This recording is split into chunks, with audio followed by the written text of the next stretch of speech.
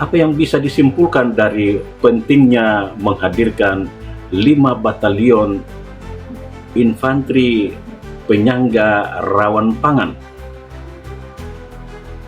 kaitan dengan tujuan penguatan pangan lokal untuk mendukung program makan bergizi gratis?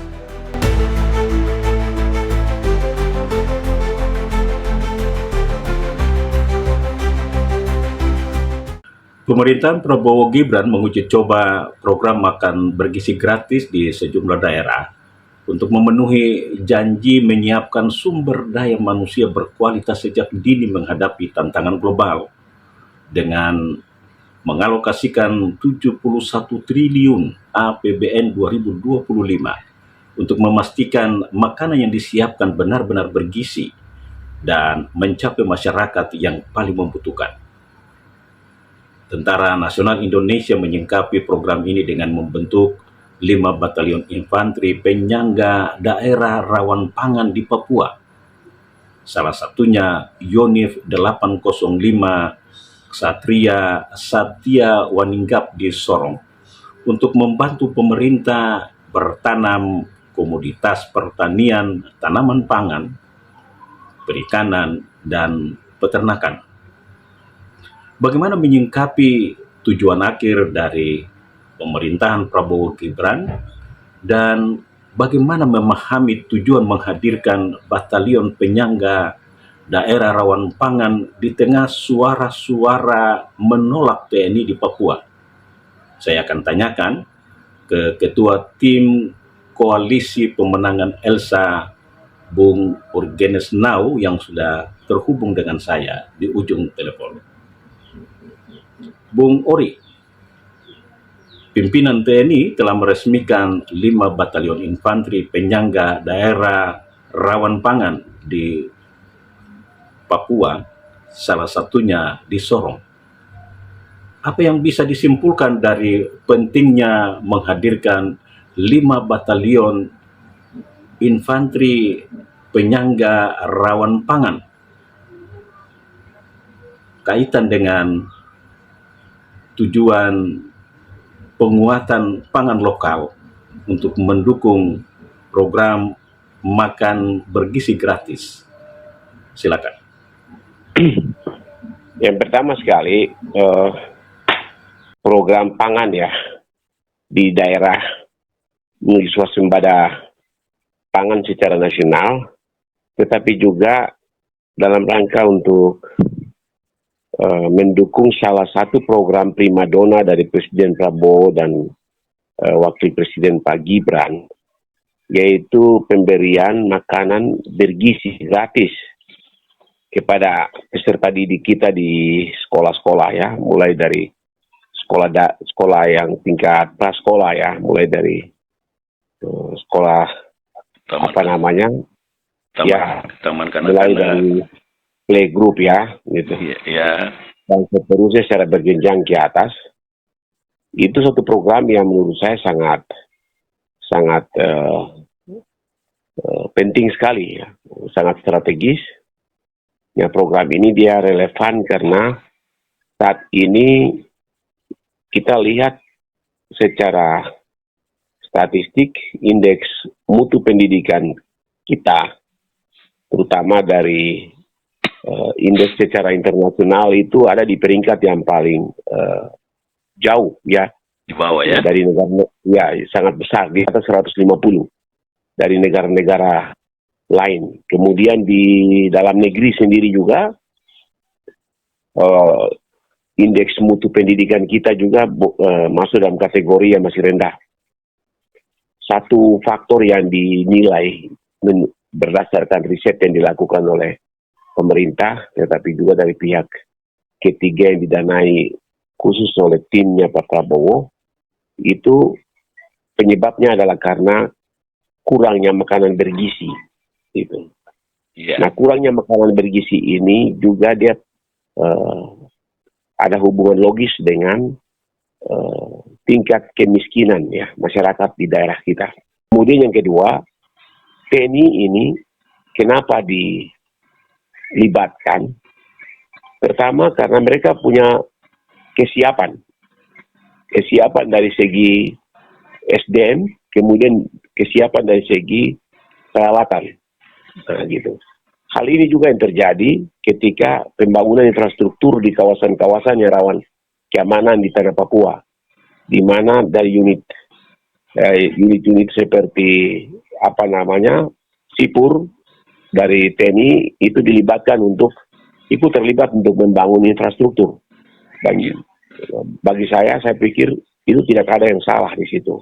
Yeah. Kepentingan kita adalah pembangunan harus dilaksanakan dan manfaatnya harus sebesar-besarnya untuk rakyat. Jadi Anda mau katakan kalau hadirnya batalion infanteri ini jadi kunci keberhasilan program mengatasi ironi kedaulatan pangan di Papua? Iya, itu karena sudah terbukti di banyak program-program yang dilakukan oleh TNI, terutama menunggal dengan masyarakat ya. Kemudian program ini harus jalan. Ya, mulai Januari ini program harus jalan, sudah harus leading, supaya masyarakat penerima manfaat, terutama peserta didik di sekolah-sekolah itu langsung bisa merasakan gitu. Yeah. Di kota-kota besar, saya pikir di Solo, di Jakarta, di Medan, di beberapa tempat yang lain itu sudah jalan. Kita di tanah Papua kan mulai dari Januari tahun anggaran ini baru mulai leading itu. Yeah. Nah, jadi dalam waktu yang singkat, ya, saya pikir TNI punya pengalaman kerja, kemudian minus korupsi. Itu soal yang penting. Ini dana besar. Nah, kemudian kerja dalam waktu yang cepat. Ini memerlukan institusi yang punya pengalaman di dalam mengelola anggaran besar, tetapi mempertanggungjawabkan hasilnya kepada masyarakat. Yeah. Dan TNI itu dia sangat berpengalaman dalam hal itu. Tetapi bagaimana dengan suara-suara yang menolak kehadiran TNI di Papua? Jadi gini, pemahaman tentang fungsi TNI sebagai kekuatan pertahanan negara itu yang harus dimengerti dengan baik. Ya, dalam arti sempit, pertahanan negara itu berhubungan dengan bagaimana kemampuan mereka di dalam membela negara secara militer. Ya, dalam arti luas, pertahanan negara itu punya pengertian yang luas. Ya, negara ini bisa hancur kalau dia punya kekuatan tangannya itu tidak mendukung, gitu. Nah, gitu. Jadi kekuatan tangan ini salah satu faktor yang bisa menghancurkan negara, gitu. Nah, kalau pangan kita krisis, bisa terjadi negara ini bisa runtuh, gitu. Nah, di dalam konteks itu pertahanan negara itu ya dalam arti luas, ya TNI tidak salah melakukan hal itu. Kan ini tetap berkoordinasi, berkolaborasi dengan instansi teknis yang kompeten, misalnya pertanian. Sebagai ketua tim koalisi pemenangan Elisa Kambu Ahmad Raun yang oleh KPU telah ditetapkan sebagai pemenang Pilkada Papua Barat Daya, masukan penting apa yang akan disampaikan untuk mengoptimalkan pangan lokal bagi program makan bergizi gratis di Papua Barat Daya? Ini ada 2 program, Pak. Jadi program yang pertama itu pembangunan lumbung pangan nasional ya. Ya sementara ini 1 juta hektar dicetak di Merauke. Gitu.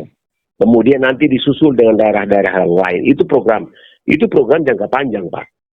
Sedangkan program yang jangka pendek, yang segera mendesak prioritas karena urgensinya tinggi, itu pemberian gizi. Makanan bergizi ya, nutrisi bergizi kepada anak-anak kita di sekolah. Dan ini bukan program yang pertama dilakukan di dunia ya. Kita ikuti perkembangan contoh seperti di China. China itu dari kecil anak-anak itu sudah dididik untuk pertama berjiwa otonom, berjiwa mandiri gitu. Kemudian anak-anak di sekolah tidak pulang, mereka disediakan makan langsung di sekolah gitu. Dan untuk tahap pertama ini perlu dilakukan oleh pemerintah dalam hal ini langsung, ini kan hak ada melekat pada presiden. Jadi beliau yang menugaskan TNI dalam hal ini melalui Kementerian Hankam pertahanan ya, Menhankam, yang mengkoordinir ini. Kedepannya kalau sudah program ini jalan, saya pikir akan dievaluasi. Bagi saya masyarakat tidak usah a priori ya dengan program ini lalu mengkait-kaitkan bahwa Papua ini daerah konflik. Saya pikir itu tidak ada korelasi ya. Nah, tidak ada korelasi. Dan sekarang kita lihat bagaimana sekolah-sekolah kita ini program ini bisa menjangkau di daerah-daerah terpencil, terpencar, terdepan ya, gitu. Yang ada di, nah itu saja dulu. Kalau program itu lebih banyak kasih makan orang di kota, kemudian di kampung-kampung sana tidak dijangkau, saya pikir itu bukan sasaran dan itu bukan harapan dari Presiden Prabowo. Pertama kita akan minta kepada pemerintah pusat melalui Kementerian Hankam supaya masyarakat lokal itu dilibatkan berpartisipasi untuk menyediakan bahan-bahan baku ya, jadi untuk suplai bahan baku ya, makanan seperti telur, sayur, daging, rempah-rempah itu dari daerah gitu. Dan untuk itu harus ada keterbukaan manajemen sehingga apa yang menjadi porsi yang dikerjakan oleh pusat, apa yang dikerjakan oleh daerah. Dengan demikian itu juga kita untuk menekan inflasi di daerah. Kita juga supaya perputaran uang di bawah itu cepat, lalu pertumbuhan ekonomi itu dipacu.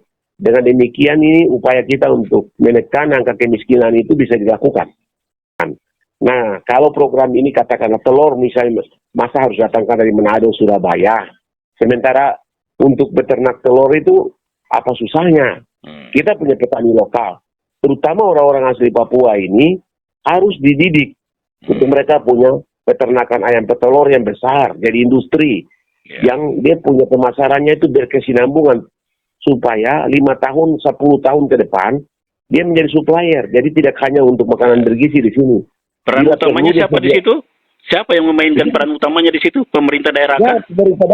Pemerintah daerah, gubernur yang ngambil peran karena dia yang harus mengkomunikasikan ini pemerintah pusat. Ini kan program nasional ini Pak. Gitu. Nah dananya ini kan dana pusat. Gitu. Dana ini tidak melalui dana otsus kan? Gitu. Ini kan dana pusat, dana sektoral. Dan itu Anda yang harus nanti akan mendesak ini ya, memberikan masukan untuk bagaimana kepemimpinan baru ini harus bisa memulai.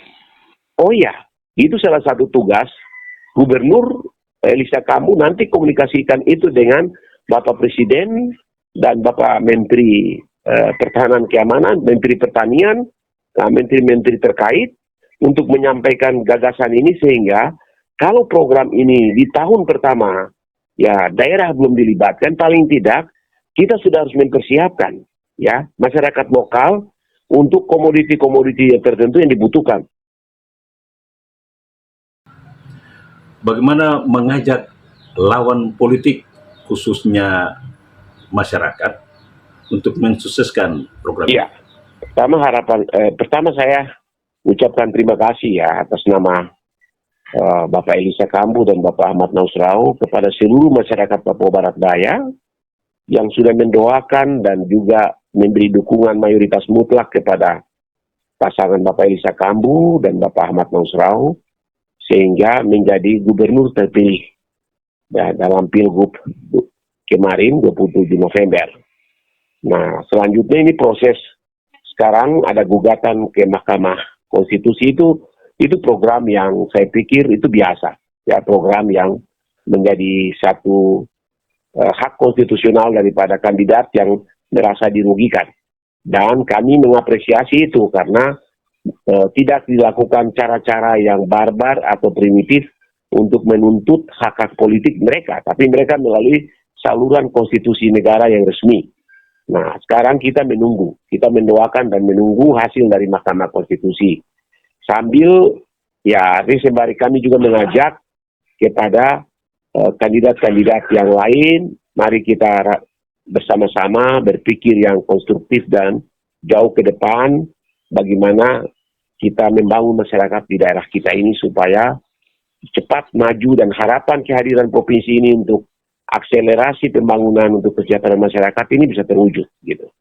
Terima kasih Bung Ori yang sudah berbagi bersama kami dan saudara apa yang disampaikan politisi Gerindra Papua Barat Daya terkait peran TNI dalam mendukung program ketahanan pangan, diakui Kepala Staf TNI Angkatan Darat bahwa personil Batalion Penyangga Daerah Rawan Pangan di Papua telah dibekali dengan pengetahuan teknis pertanian secara menyeluruh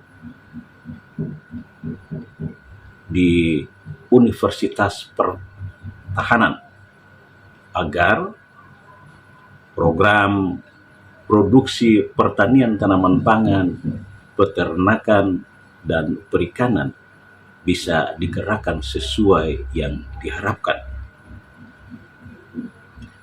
Kedaulatan pangan yang menekankan pada upaya penguatan pangan lokal bertujuan agar bisa dikendalikan masyarakat setempat mengatasi kekurangan keamanan pangan, sehingga perlu mendapat dukungan semua pihak. Semoga perbincangan ini bermanfaat dan sampai bersua lagi.